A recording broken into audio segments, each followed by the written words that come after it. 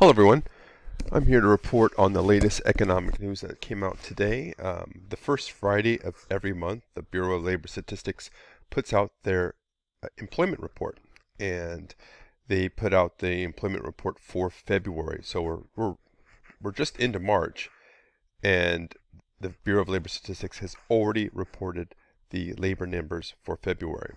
Now, this set of data is very important because so much economic activity is tied to employment. So this is one of the reasons why people pay attention to this so much.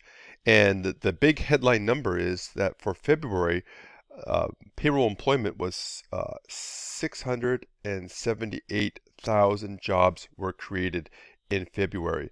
And you can see this chart we have here that goes all the way back to February 2006.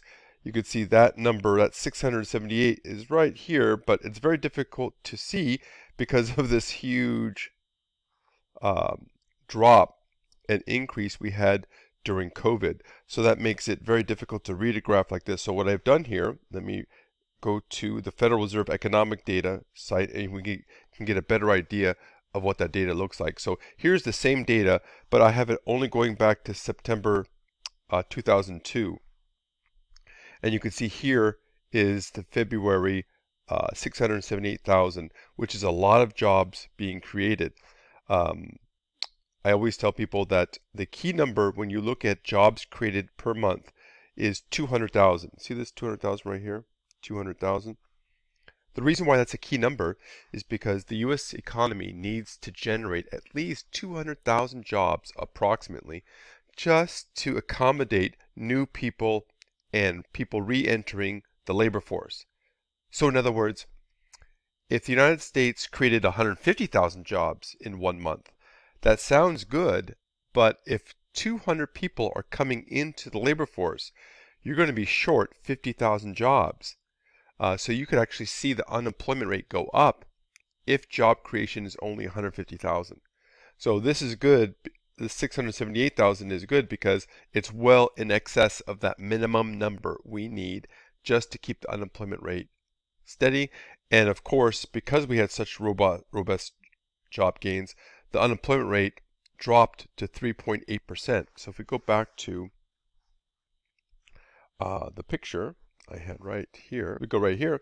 If I scroll down, here's the unemployment rate, and you can see right here is the 3.8% for February.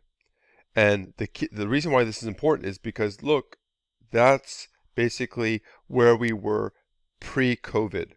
So it took us about 2 years to get back to where we were. Now this is significant because if you go back to the last terrible economic situation we had in 2008, the financial crisis, you could see the unemployment rate peaked at about 10%.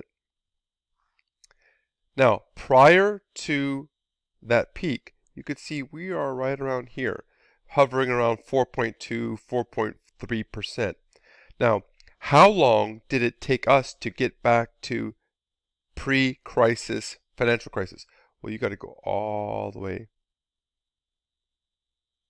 to right around here. And so it took us 8 years to recover from the financial crisis. So this is 8 years to recover. This is only 2 years. So that gives you an idea of the difference in terms of the crisis we faced in 2008 versus the crisis we faced in 2020. This was a financial crisis in 2008. And one thing about a financial crisis is the recovery from a financial crisis takes a lot longer than a recovery, let's say in this case, from a natural disaster. So that's a very important thing to focus on. The other thing is earnings growth. So average hourly earnings, what people make on average hourly, you want to see how fast that is growing. Now this is a very good growth rate. So remember, this is reported in year-over-year growth. Compare that to pre-COVID, you could see we were in the 3.5% per year growth rate. This is I believe 5.1%. Now that's great, but you also have to take into account inflation. And that's why I'm going to go to a graph here that shows you this is the average hourly earnings right here, and this is the 5.1% growth rate. But look at inflation. When inflation, in this case consumer price index, is growing faster than your earnings, that means you're actually losing ground in terms of purchasing power. So even though earnings growth is strong, inflation is stronger, which is not really good for workers. We got to get that inflation rate down, and the way we could do that is cool the economy down. Unfortunately, we have external factors that are making it difficult for that. The latest crisis in Ukraine is going to cause spikes in both energy and in food prices, which will feed the inflation rate. So right now we're caught in an inflation trap that's very difficult to get out, at least in the short term. So that's important to know. So this report is a mixed bag.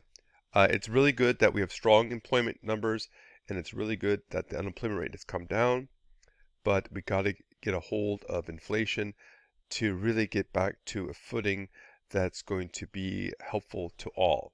So hopefully that is useful to you, and I would love to hear what you think in the comments. That's it for now. Bye-bye.